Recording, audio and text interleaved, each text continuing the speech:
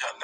ስለዚህ ልጃችንን ደግሞ ለማሳደግ የኔና የእሷ መስማማትና የኔና የእሷ አብሮ መሆን ግዴታ ነው። እኔና እሷ ሳንስማማ ልጃችንን እዚህ ጋር ማሳደግ አልችልም። እኔ ደግሞ ልጄን በጣም ነው የምወደው። ከምንም በላይ በልጅነት ያገኘሁት ልጄ ነው። እግዚአብሔር ያሳደገው በጥበቡ እና ፈጣሪ ይጠብቅልኝ። አለቀ። ይህን ነው ልልህ የምችለው ማለት ነው። ሌላ አሁን ከዚህ በላይ እዚህም ቆሜ ከአንተ ጋር እንደዚህ ግብ መፍጠርና መከራከር ግብ እኮ አይደለም። ማውራስ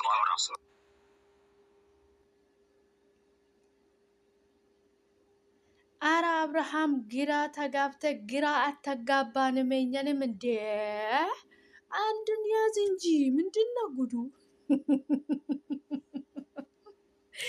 ከአንዱ ሆነ እንጂ አንዱን ያዘው እንዴ። እኛ እኮ ግራ ተጋብተ እኛንም ግራ አጋባን እኮ። ጉድፈላ። አረ ተው ተው ተው ተው ተው አብርሃም ተው እንዴ። እዛ ትሄድና ሩታ ትሄድና ያዙኝ ልቀቁኝ። እዚህ ጋር ደግሞ ውሽማ ታለቅሳለች። ምንድነው ጉዱ? ቆይ የትኛውን እንስማ የትኛውን እንተወው እንዴ? ኧረ አንዱን ያዘው እንዴ ጉድፈላ። ከአንዱ ከሁለቱ የተንጠለጠለ ከአንዱም አይሆንም የሚባል አባባል እንዳትሆን እንዴ ጉድን ፈላ። ኧረ አብርሃም ተው ተው ተው እንጂ እንዴ እንተሳሰብ። ለእኛም ሞራል አስብልን እንጂ እንዴ።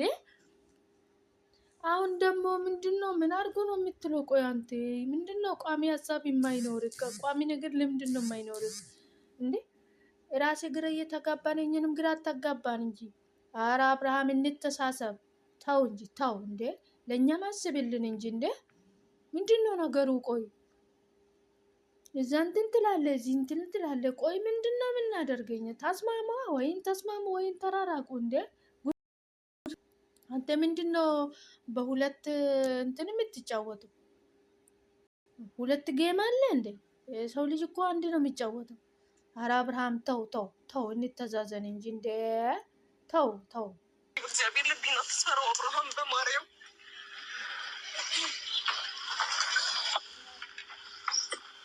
በቃ ነገር ነው እየተሰማኝ ያለው።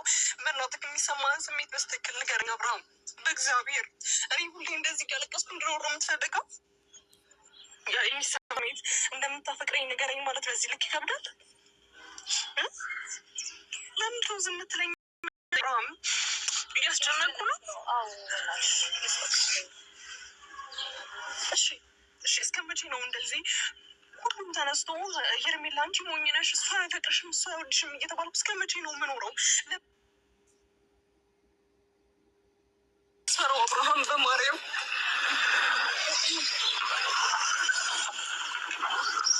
እናንተ በቃ ቁልቴ ንገረኝ። እኔ ከአንተ ጋር በጣም ብዙ ነገር ነው ማስበው። ሴት ልጅ ነኝ፣ ብዙ ነገር ነው እየተሰማኝ ያለው። በእናትህ የሚሰማህን ስሜት በስትክክል ንገረኝ አብርሃም በእግዚአብሔር። እኔ ሁሌ እንደዚህ እያለቀስኩ እንድኖር ነው የምትፈልገው? ያ የሚሰማህን ስሜት እንደምታፈቅረኝ ንገረኝ ማለት በዚህ ልክ ይከብዳል?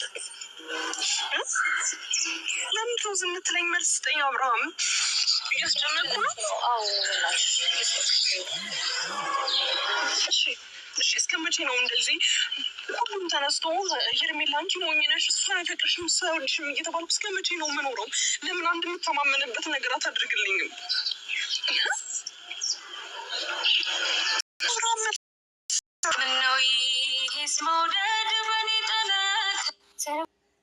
ወይዘሪት ሄርሜላ እንግዲህ በመጀመሪያ በማርያም ያልሹ ነገር ማርያም የሀቅ እናት ናት።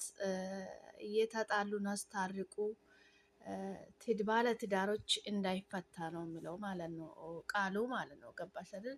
ከተጋቡ እንዳይፋቱ ነው። ገባሽ አይደለ? እዚህ የሰው ትዳር ላይ መሀል ገብተሽ ደግሞ በማርያም አትበይ። አብርሃምና ሩታ እንግዲህ የነሱ መለያየት ለአንቺ ህልም ሳይሆን ቅጀት ነው ያለብሽ። አንቺ ገና አልነቃሽም። አንቺ ቅጀት ውስጥ ነው ያለሽው። ገና ቅጀት ውስጥ ነው ያለሽው። ሲጀምር እነሱ አይለያዩም። አንቺ ቅጀት ውስጥ ነው ያለሽው። እየቃጀሽ ነው የምትገኝ። ገባሽ አይደለ? እየቃጀሽ ስለሆነ ቅጀትሽን ቀጥይበት። ያደረግሽውን ቀለበት ደግሞ በጊዜ ብታወልቂ መልካም ነው ብዬ ነው የማስበው እኔ። እንግዲህ አንቺ ገና ሳተኝ ቅጀት ውስጥ ነው ያለሽው። ቅጀት ውስጥ ማለት ነው። ገባሽ አይደለ? እስቲ አሁን እነዚህ ሰዎች ምኑ የተጣሉ ምኑ የተለያዩ ነው የሚመስሉት?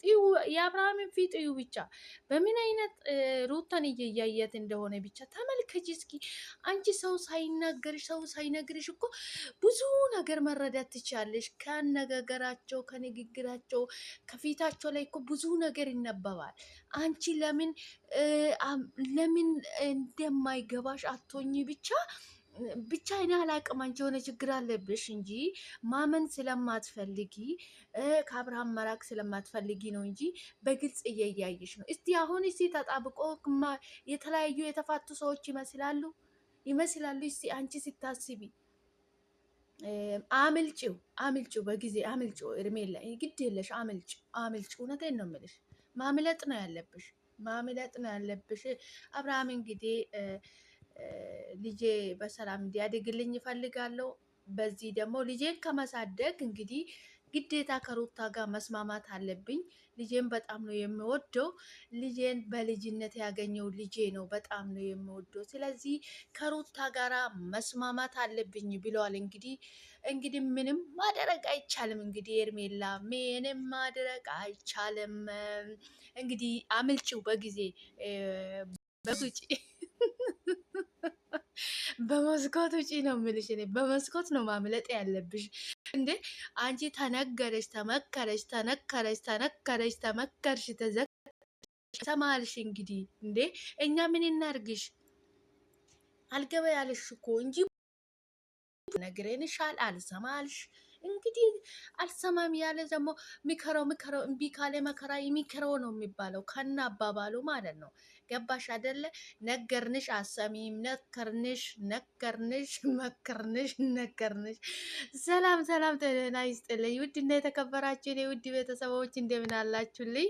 ደህና ናችሁ ወይ? እኔ ያለው እግዚአብሔር ይመስገን። እናንተን በያላችሁበት ቦታ ሰላማችሁ ይብዛልኝ። ፈጣሪ ሰላማችሁን ከክፉ ነገር ሁሉ ይጠብቃችሁ። የኔ ውዶች እንዴት ናችሁ? ደህና ናችሁ ወይ? እኔ ያለው ፈጣሪ የተመሰገነ ይሁን። እናንተን በያላችሁበት ቦታ ሰላማችሁ ይብዛልኝ። እንኳን ወደ መጣችሁ ቪዲዮ ሲታዩ ላይክ አድርጉልኝ። ውድ ቤተሰቦች ዛሬ እንግዲህ ፈታ ዘና በሚለው ቪዲዮ ነው የመጣሁት ማለት ነው። እንግዲህ በጣም የሚያስቅና ዘና የሚያደርግ ቪዲዮ ነው። በደንብ እስከ መጨረሻ ተከታተሉት ማለት ነው። እንግዲህ አቶ አብርሃም እንግዲህ ልጄን በልጅነት ያገኘሁት ልጄ ነው። ከሩታ ጋራ ተስማምቼ ግዴታ ልጄ ማሳደግ አለብኝ። ልጄ በልጅነት ያገኘው ልጅ ነው፣ በጣም ነው የምወደው ብለዋል። እንግዲህ ሰው ዛት እንግዲህ ውሽሚት እንግዲህ ምንም ማድረግ አይቻልም፣ ለአንተ ብዙ ስሜት ይሰማኛል፣ ምን ማድረግ ነው የሚሻለው ብላለች። እንግዲህ ይሰማኛል ያለች እንግዲህ ትዝፋንለት እንግዲህ እኔ እኮ ማለት ነው አንዳንድ ጊዜ የምናደርጋቸው ነገር አስበን ዞር ብለን ቆም ብለን ብናስብ መልካም ነው። ነገር ግን እያየን እያወቅንበት የምንገባበት ነገር ማለት ነው ሰው ራሱ አያዝንልንም። አሁን ኤርሜላ አንቺ ቢታለቅሺ አይደለም እየዘለልሽ ራስሽን ከግንብ ጋር ቢታጋጭ የሚያዝንልሽ ሰው የለም። ምክንያቱም ተነግሮሻል፣ እያወቅሽ ሁሉም ነገር እያወቅሽ ነው እንግዲህ የሰው ትዳር ውስጥ ሄደሽ የገባሽው። እስኪ ያው ቤታቸው አሁን ቤታቸው ግድግዳ ላይ ፎቶ በፎቶ እስኪ የተጣሉ ሰዎች ለምንድን ነው ይሄ የማይወሩ? አንቺ ለምን አይገባሽም? ነገርንሽ አልሰማልሽ። እንግዲህ ሚከራው እምቢ ካለ መከራ የሚከራው ነው እንግዲህ ከና አባባሉ ማለት ነው።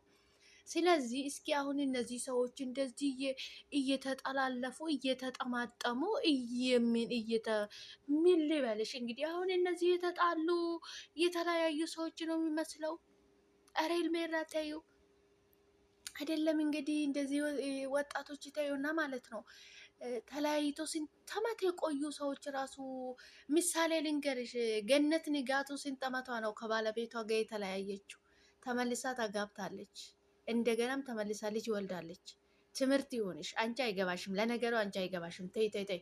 ዝም ብሎ አንቺ መሚከር ማለት ለአንቺ መናገር ማለት ድንጋይ ላይ ውሃ እንደማፍሰስ ነው የሚቆጠረው ማለት ነው።